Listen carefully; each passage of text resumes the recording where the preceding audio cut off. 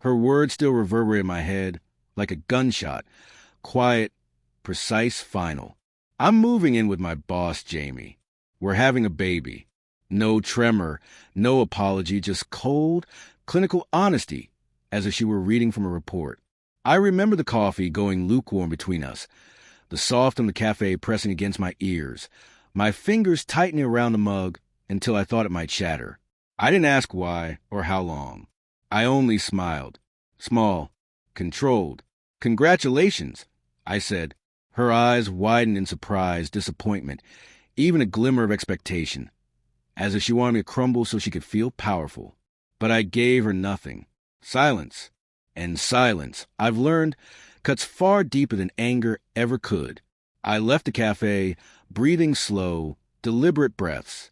The world felt sharper. Sounds clearer, colors colder. By the time I got home, my decision was made. Not out of revenge, out of principle. I canceled the engagement ring order, returned the car she'd leased in her name, changed every password, every account, every shared access point she'd once used like it was a birthright. One by one, I removed her from my life, methodically, like a surgeon excising infection. When it was done, I poured myself a drink and sat in the dark. Not angry, not sad, just aware. Because when someone shows you your place in their life, it's not betrayal, it's revelation. The next morning was unnervingly quiet. Her text arrived first, short, hesitant. We need to talk. Are you okay? Please, can you answer? I ignored them. Then came a call. Her voice trembled, breath rapid.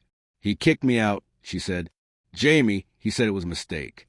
He said the baby isn't even his. Silence. My silence. I don't know where to go. Can I come home? That word hung in the air like a ghost. I said I'd think about it. Then I hung up. Hours passed as I sat there, calculating. Part of me wanted to shut the door forever, but another, colder part recognized something far more valuable. Truth, exposure, control. When the knock came at midnight, faint at first, then desperate, I opened the door.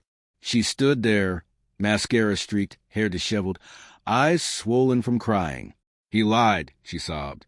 He used me. He said it was just fun, but I left everything for him. Her voice cracked. I'm so sorry. I made a mistake.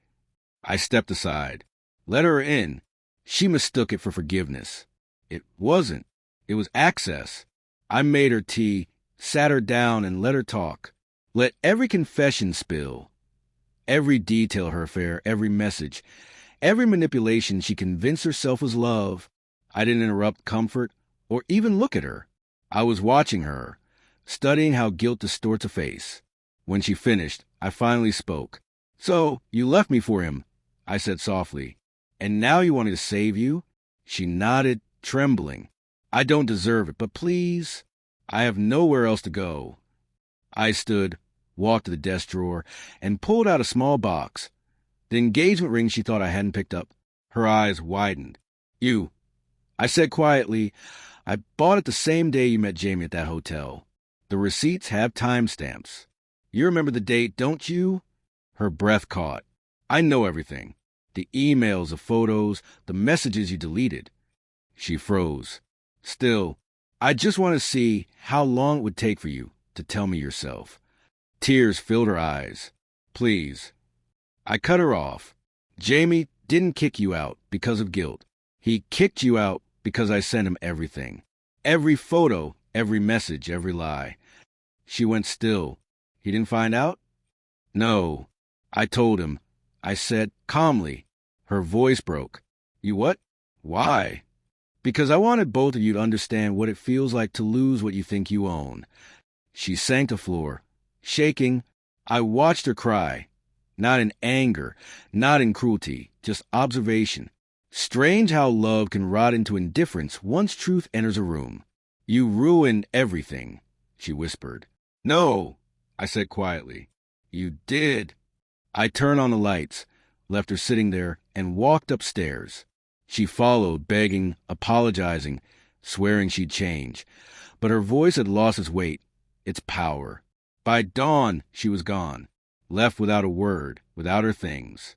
Just silence, the kind I'd learned to value. Days passed. She tried contacting me, emails, calls, letters, but I ignored them. Her name became background noise. There but irrelevant. One morning, I checked the news. Jamie had quietly resigned. No details, but I knew. Corporate scandal. HR investigation. The kind of fall that comes from a single forwarded file.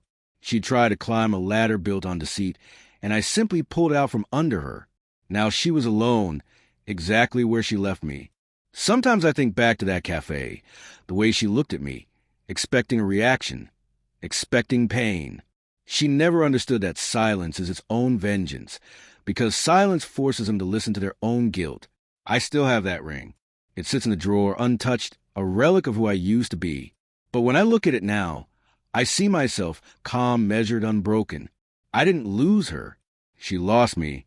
And in the end, I realized something close to peace. I didn't need revenge. I only needed her to see what life looks like without the man she underestimated.